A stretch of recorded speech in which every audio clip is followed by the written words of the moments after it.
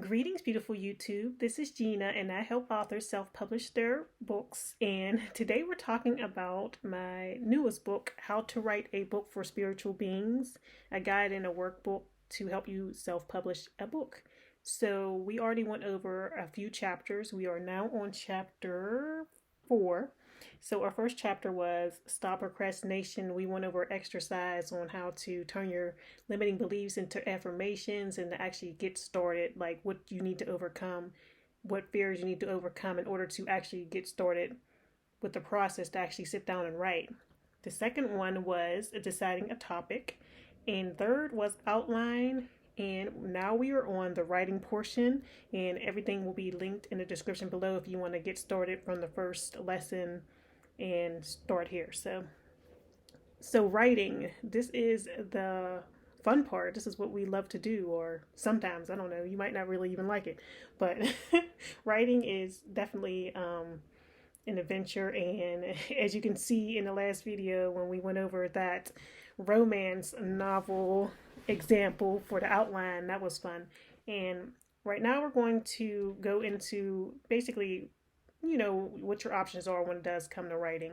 So first things first, you do want to get a template, or you could just, if you know how to just format your book, you can worry about that later. So I don't want you to worry too much about getting a template or anything, but definitely using a template will make it easier when you're writing. You already have that outline, so that's outline and template are pretty much similar anyway. So follow the outline you already have. If you already did the exercise previously, you already outlined your book and you're good to go. So you have some options when it comes to actually sitting down and writing your book.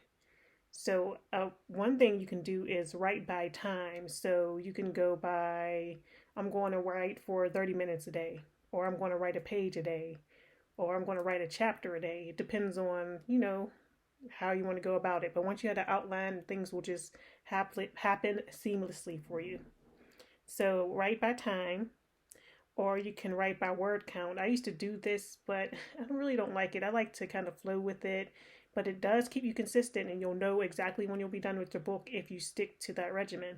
So you can write by a word count too. You can say, I'm going to write 1,000 words a day. I'm going to write 500 words a day, whatever is comfortable for you, and your time constrictions and stuff like that. So once you've written your book and you got all the content you want in there, you can go with Grammarly is my favorite program for editing my books, obviously. I mean, I do get some messages saying, oh, I need to go back and edit it a few times over and over.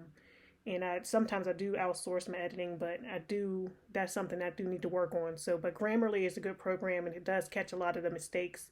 But I do suggest you going over and reading it. And even though you go over and read it, I promise you, I'll go and read it maybe once or twice, and there's still typos in there. So make sure maybe I just need to do it over and over. I need to, make sure I'm reading it over and over and catching every single mistake.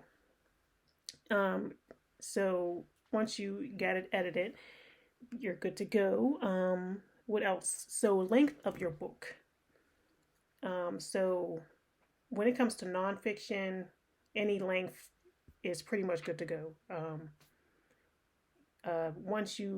Because I feel like you can't really prolong it unless you're just throwing fluff in there.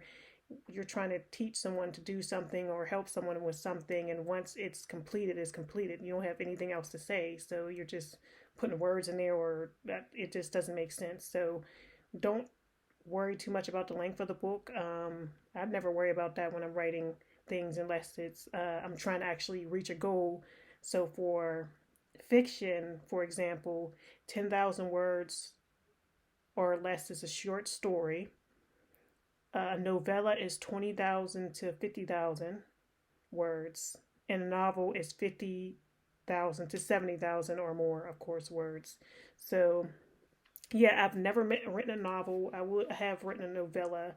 I never wrote a novel, so that's something I should do one day. But I mean, my books are just, once I'm done, I'm done. But I could just keep putting more and more, especially with fiction. You could just keep adding more and more into the story, more scenes. It's really fun. So you can go from there. But writing is writing is what we're here for. So that's all I had to say about that. Thanks for watching, and I'll see you in the next video.